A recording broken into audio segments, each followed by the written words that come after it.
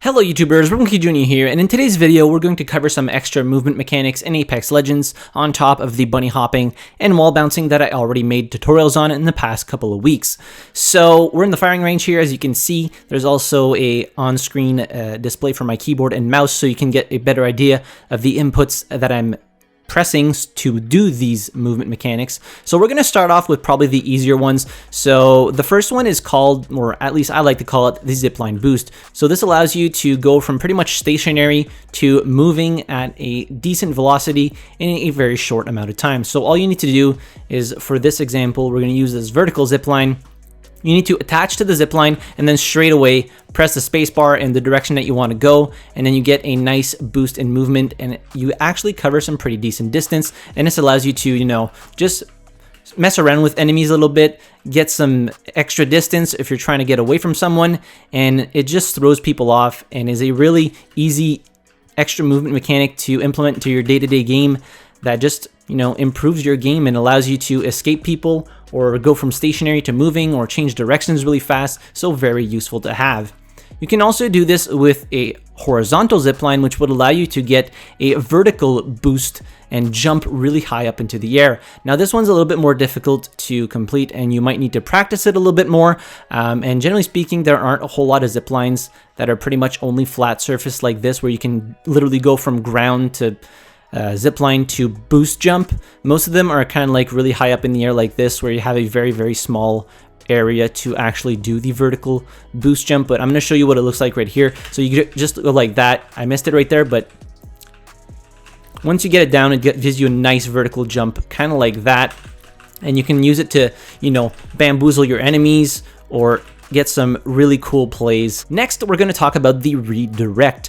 So what this is basically you're redirecting your forward momentum to cut a really tight corner while you're doing a crouch, slide, and then jump. So if we're using this corner here, what you would do, crouch, slide, jump, redirect your momentum to go around the corner. We can also do it from the other side. So obviously same thing, but the other side around, crouch, slide, jump.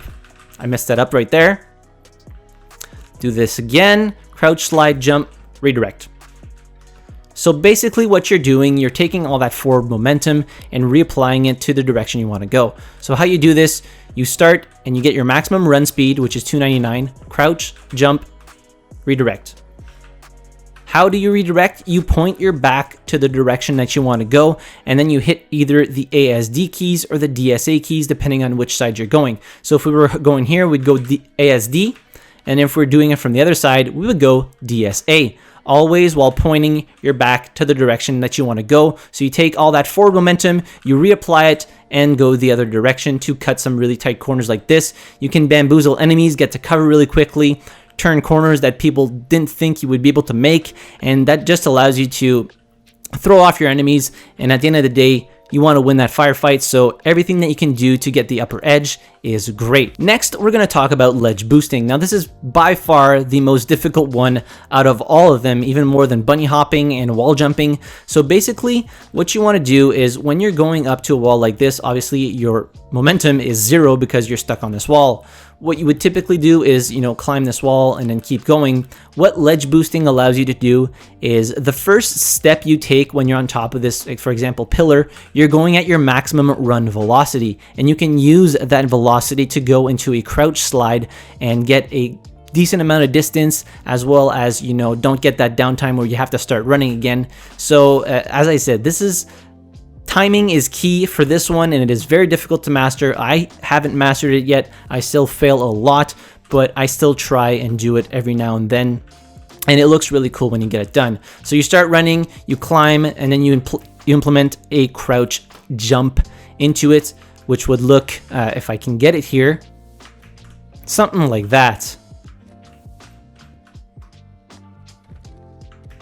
So as you can see, it is difficult and the timing is everything, so you need to practice a lot in order to get it down, but you can implement this in fights and get away from enemies very quickly, and they won't even know what hit them. Alright, so now we're going to talk about chaining movement mechanics together. So here you could chain a wall bounce with a redirect to get you on top of the ledge or even over the wall. This of course is provided that you've practiced enough and can, consistently get off wall bounces and redirects without too much difficulty. But what you want to do is, again, just redirect your momentum of that wall bounce. Instead of going up and away from the wall, all you would do is go up and onto the wall. So I'll show you here what it would look like. Hopefully I nailed this on the first try so I don't look like an idiot, but you guys will see. It would look something like this. You used the wall bounce momentum to redirect your movement and momentum to get on top of the ledge. Now, timing here is everything. You want to hit the wall bounce on the apex of your jump, kind of like that. So you see I wall bounced off the wall kind of like here and not like here, because you wouldn't get enough upward momentum to actually get on top of the ledge. You would just end up, either just wall bouncing off the wall straight up, or what you would end up doing is climbing the wall, kind of like what I did here, instead of just using the momentum to redirect yourself up onto the wall. Now again, this is kind of more difficult to master, and you're going to need to practice a lot before you start implementing this into your games, but it can be very useful, and when executed properly, it looks really cool. But anyways, that'll do it for today's video. I hope you enjoyed it and found it helpful. If you did, hit the like button, subscribe to the channel if you haven't already, and as always, thank you very much for watching. I really appreciate it, and I'll see you guys in the next video. Have a good one.